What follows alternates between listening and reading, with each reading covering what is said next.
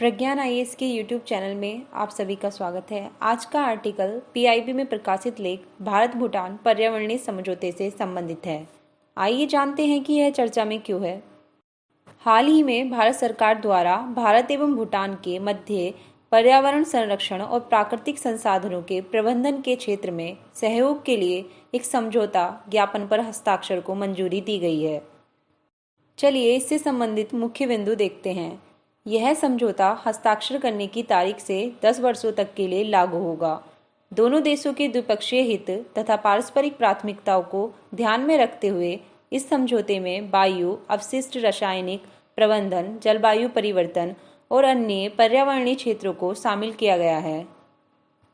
यह समझौता दोनों देशों में लागू कानूनों तथा कानूनी प्रावधानों को ध्यान में रखते हुए इक्विटी, पारस्परिकता तथा पारस्परिक लाभों के आधार पर दोनों देशों को पर्यावरण के संरक्षण तथा प्राकृतिक संसाधनों के प्रबंधन में निकट और दीर्घकालिक सहयोग को स्थापित और संवर्धित करने में सक्षम है। चलिए अब जानते हैं कि समझौते की पृष्ठभूमि को कब रखा गया था, साथ ही साथ इससे संबंधित कुछ अन्य बातें।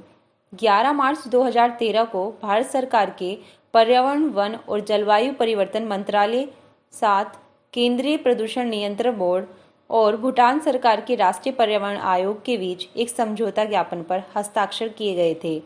पूर्व में लागू इस समझौते की अवधि 10 मार्च 2016 को समाप्त हो गई थी, अतः इसके पूर्व के समझौते ज्ञापनों के लाभों को ध्यान में रखते हुए दोनों देशों द्वारा पर्यावरण के क्षेत्र में सहयोग और समन्वय को जारी रखने का निर्णय लिया गया है।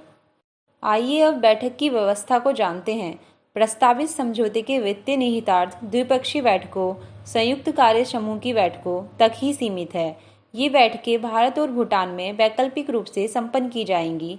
प्रतिनिधिमंडल भेजने वाला पक्ष उनकी यात्रा लागत को वहन करेगा, जबकि अगवानी करने वाला पक्ष बैठकों और अन्य व्यवस्थाओं के आयोजन की लागत को वहन करेगा। चलिए अब समझौते ज्ञापन की महत्व को समझते हैं। इस समझौता ज्ञापन के तहत सार्वजनिक और निजी दोनों क्षेत्रों के माध्यम से अनुभवों, सर्वोत्तम कार्य प्रणालियों और तकनीकी जानकारियों के आदान प्रदान के साथ साथ सतत विकास को भी बढ़ावा मिलेगा। यह समझौता पारस्परिक हितों को ध्यान में रखते हुए दोनों देशों की संयुक्त परियोजनाओं के लिए एक सुनहरा अवसर प्रदान करता है। दोनों देशों के भू राजनीतिक एवं सामरिक संबंधों में और अधिक मजबूती कायम होगी। आज का आर्टिकल यहीं समाप्त होता है। धन्यवाद।